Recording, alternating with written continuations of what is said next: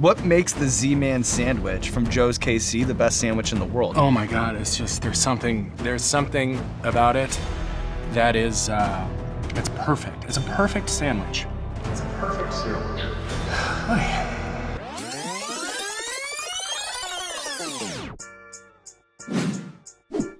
Ever since I saw that clip of Paul Rudd claiming that the Z-Man sandwich was the perfect sandwich, I just could not get it out of my mind. It was like haunting me. It just kept lingering and lingering. It just looked so good. And the problem was I had no plans of going to Kansas City to try it anytime soon, but I really wanted to taste the flavor combinations together. I wanted to try it for the sandwich series. And then I remembered that he mentioned something about ordering the sandwich, like he would get his buddies together and you could order it to another city. So I did a little searching and it turns out that Joe's KC Barbecue, the creator of the Z-Man sandwich, they'll send you an entire box of all the elements, all the original ingredients, and you just assemble them at your house. So I figure why not order a box, put together all the ingredients, get a taste for the sandwich first, and then try to make every single element from scratch.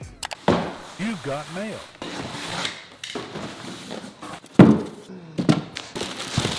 Kaiser rolls, beef brisket, provolone, French fry seasoning, barbecue sauce, mystery box, figured, last element, onion rings.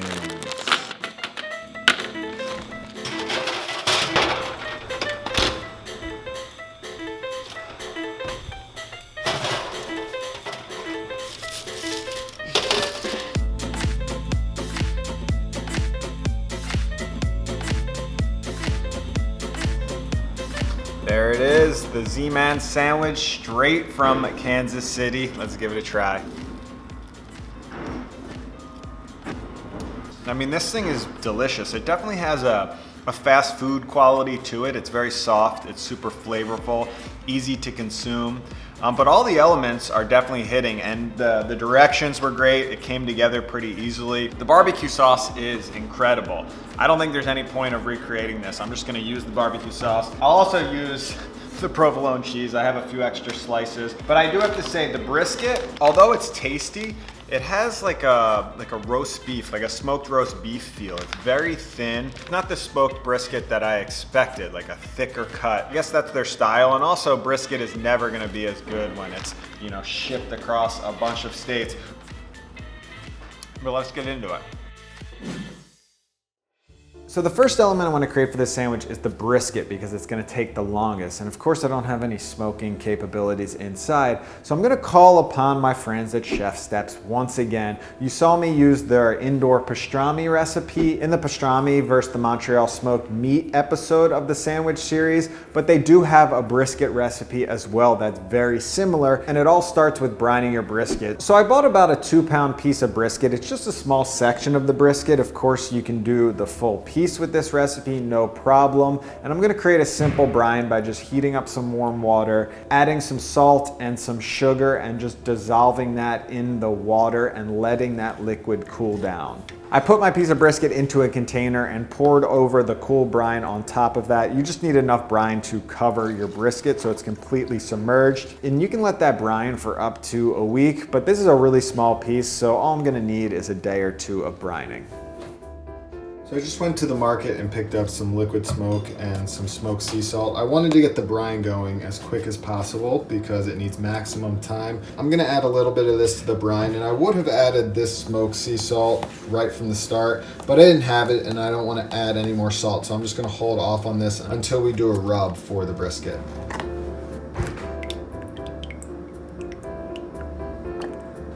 The brisket has been brining for about 2 days. It's got a really nice smokiness to it, but we need to add one more ingredient, which is the pink salt. And if you saw the episode I did on a pastrami sandwich, I added the pink salt early in the brine because the pink color goes throughout the entire pastrami. That's how you get that nice color on the inside of the brisket. In this case, thanks to a Chef Steps tip, we're gonna be adding the pink salt right now, just about 2 hours before we sous vide it. And the pink salt is only gonna penetrate about 1/8 of an inch into the brisket, and it's gonna create that nice little smoke ring effect that you would see on a standard smoked brisket.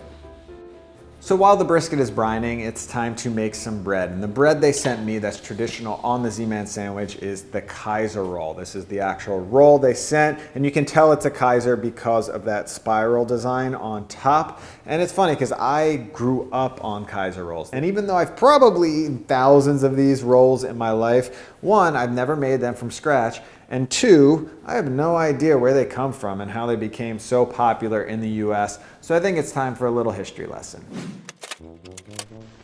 So much good bread tradition came from Eastern Europe, and the Kaiser roll, it came from Austria, but it didn't actually get its name until the 19th century. At that time, the Bakers Guild of Austria faced severe obstacles when the prices of bread became fixed by the state, and after a ton of negotiation, the guild managed to convince the Kaiser, Franz Joseph I, to abolish fixed prices on bread and let the free market regulate itself. So after granting the petition, the Bakers Guild named one of their most popular breads after him, and this bread roll officially became the Kaiser. So the word Kaiser in German translates to emperor, which makes a ton of sense for this bread because it's typically folded with 5 points or rolled into a knot, increasing the crispy levels of the crust, but also gives the bread a crown-like appearance, so it was the perfect bread to be named after royalty. So the question is, how did this bread become so popular in the States? Well, in 1865, 2 Austrian Jews named Charles and Max Fleischmann immigrated over to the US from Vienna and quickly became disappointed with the quality of bread. So the brothers founded what became the Fleischmann Yeast Company in Riverside, Cincinnati to up the quality of bread, which is crazy because I've been using these yeast packets for years now. Fleischmann's yeast, I was doing the research and I'm like, wait a minute, I'm using that exact yeast for these Kaiser rolls,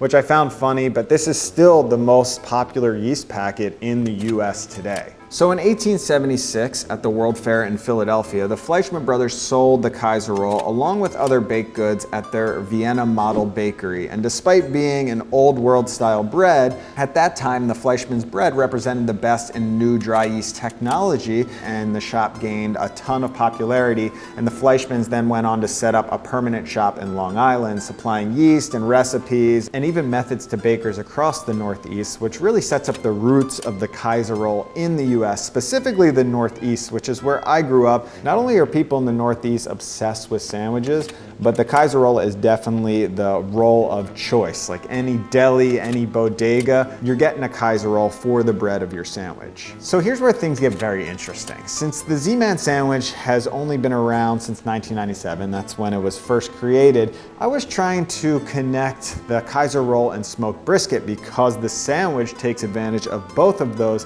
and through some investigation, I did find a connection. So brisket today, of course, is wildly popular, especially in the southern states, but for a while it was considered, a cheap cut of meat, one of the throwaway cuts of meat because it was so tough. People didn't really know how to cook it properly, but in many other cultures, of course, brisket has been a staple for centuries with a ton of delicious traditional recipes, one being the Ashkenazi Jews of Eastern Europe. So growing up for me, brisket was the most popular Jewish dish. You saw it at every holiday, and every mom and every grandmother just thought they had the best brisket. That was like a thing in the Jewish community, that they had the best brisket, which is funny because all the briskets were decent, to say the least, but nonetheless, brisket actually came over from Eastern Europe, just like the Kaiser roll. Around the same time, Jewish immigrants were also settling in Texas, and they saw this huge ranching industry, all of this beef, but these ranchers weren't taking advantage of the brisket. So they collaborated a little bit, and out of that collaboration came a level up of that classic slow-cooked Jewish brisket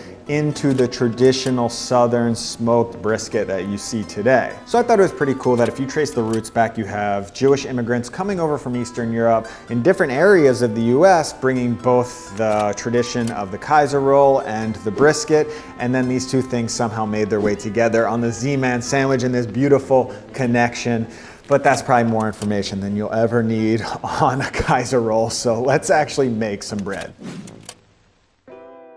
So to make these Kaiser rolls, I'm going to start off by adding some sugar to a bowl, and thanks to the Fleischmann Bros, a little bit of instant yeast. Then I'm going to add 2 cups of warm water and 2 teaspoons of salt, And then it's time to start adding some flour. I started off with 2 cups of flour and 1/8 of a cup of olive oil and gave that a mix, but the dough was way too wet at this point, so I added 1 more cup of flour and the dough started to come together really nicely. I let the dough rest for about 20 minutes before kneading so the gluten could relax. After it's rested, you can start kneading your dough, and this process is going to take around 10 minutes and you're just looking for a nice smooth surface.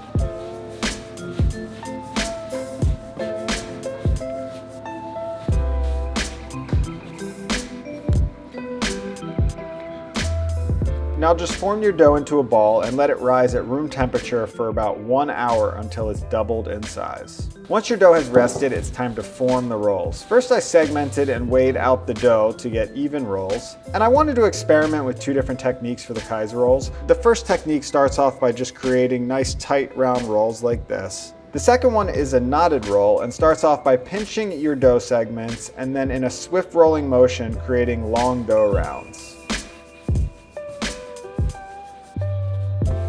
To create a traditional Kaiser shape, you're gonna start off with a knot, but you're gonna leave some room in the center, and then you're gonna wrap one side under and then tuck in the other side by wrapping it over. And then once all your rolls are formed, you can add those to a tray or a cookie sheet lined with some parchment paper and a little bit of flour. So a traditional way to make a Kaiser roll, you do a little braided dough, factory style. So I wanted to try out both, and I'm just gonna use this mold, flour it up, and press these down.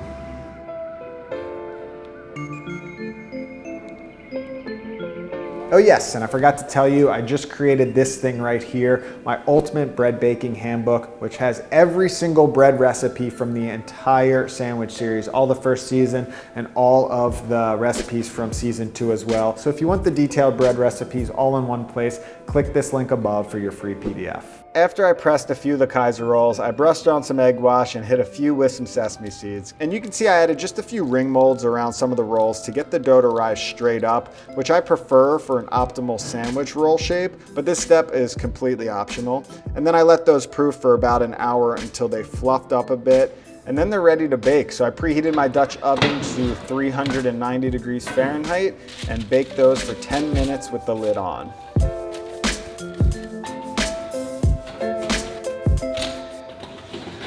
This has been 10 minutes in here at 390. Whoa! Look at the oven spring. All right, so now I'll keep those in for probably another 10 minutes with the lid off so they can develop a crust.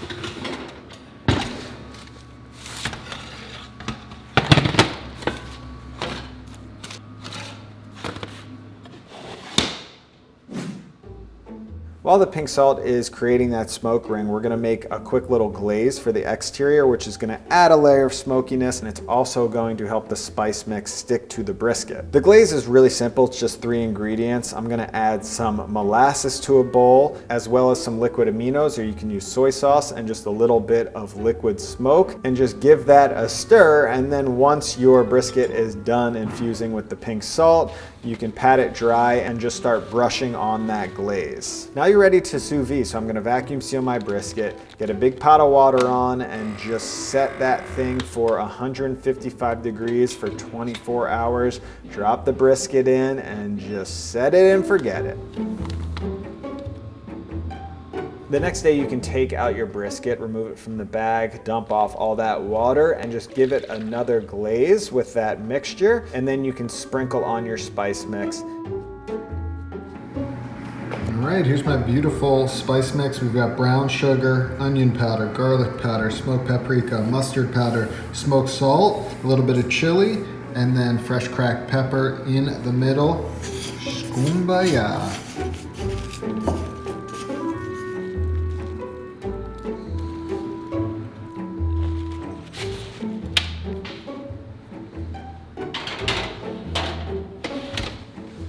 I think we have successful bark action. That was only an hour and a half at well, I started at 275, then I put it down to 250, but they're small pieces, so it doesn't take long to develop.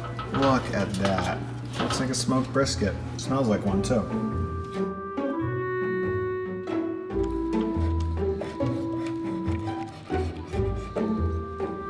So clearly I let that that pink curing salt infuse a little too long. I guess it was a small piece. I let it go for 2 hours, like Chef Step said, but it needed like 30 minutes. It almost went all the way through like a full pastrami. But it doesn't affect the flavor of the taste. It's really just the look. It's just like a huge smoke ring. So the final element we have to make from scratch for this sandwich, and what really gives the Z-Man its personality, is of course the onion rings.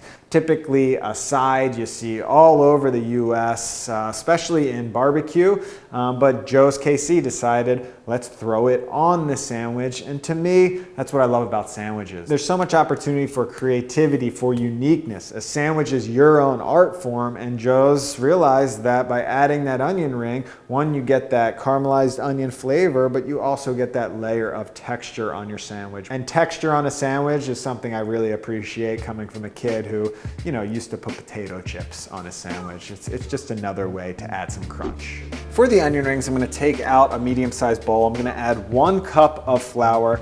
Then I'm gonna sprinkle in some of that brisket spice mix, just a good use of that extra spice mix to add another layer of flavor to your onion rings. And then I'm going to add 1 cup of ice water and just stir that up until it is a nice smooth batter. Now let's work on our onions. I'm just going to peel off the skin and slice those into rounds, and then just start peeling off each individual layer until you have a bunch of onion rings.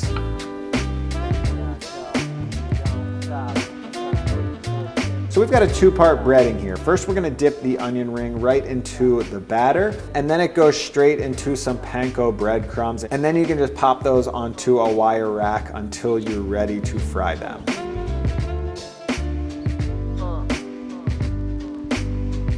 You're gonna wanna use a nice thick pot, something that's gonna retain a lot of heat, and then heat up the oil to about 360 to 370 degrees, because once the onion rings go in, they're going to drop down the temperature of the oil, and you wanna be frying at a consistent 350 degrees for a perfectly golden and crispy onion ring.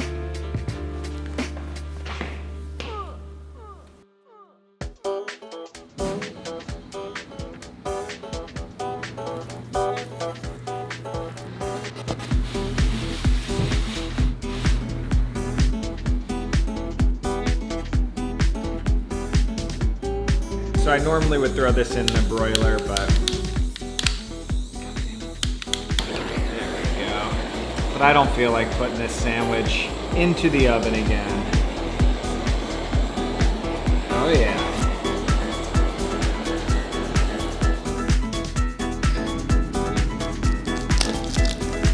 The moment of reckoning, right? Look at that thing. Insane. A lot of effort. Is it worth it?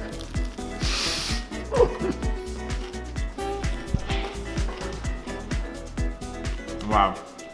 You didn't get to try the Z-Man, because I made it yesterday. No, I like it. There's a lot of flavors. I feel like this is like a sandwich you get. Okay, it's gonna sound kind of bad, but it's meant in a good way. Like, you know when you go to like McDonald's or Burger King and you get that and it's so good, but it makes you feel bad later? This is like the good version of it where you don't feel bad later. You know what's really funny? The first thing I said when I tried theirs, I'm like, this reminds me of like a fast food sandwich. It's so soft and flavorful, and it's like, it hits you in the face. I would say my only critiques for this, I really like the brisket. That came out amazing. I didn't feel like making barbecue sauce because their barbecue sauce is good. It's really good. Onion rings, great. Perfect. Bread, a little dense. I think if you wanted a little more fast foody, you gotta have that soft roll. The rolls came out nice, but they could have been, I don't know, a little softer, a little lighter. Maybe I rushed the proofing. Usually that's what happens, but delicious, so good. Anything else to say? No, but it's good. I know, I just want to eat it, to be honest. That's how you know something's good, when you just want to eat Yeah, I just want to eat it. So that's the Z-Man sandwich right there. Thanks for the recommendation, Paul Rudd. I would have probably never known about it if it wasn't for you shouting it out on Hot Ones. And thanks to Hot Ones for having a great show. That was actually one of my favorite interviews on Hot Ones ever. Make sure you follow me at Life by Mike G on Instagram for more behind the scenes action of the sandwich series. And make sure you comment in below with your sandwich ideas. A lot of people send me direct messages on Instagram. You can do that as well. And also, if you want a free download of my ultimate bread baking handbook, all of the recipes from the sandwich series are in this handbook. Click the link right here for your free PDF. So until next time, stay cooking.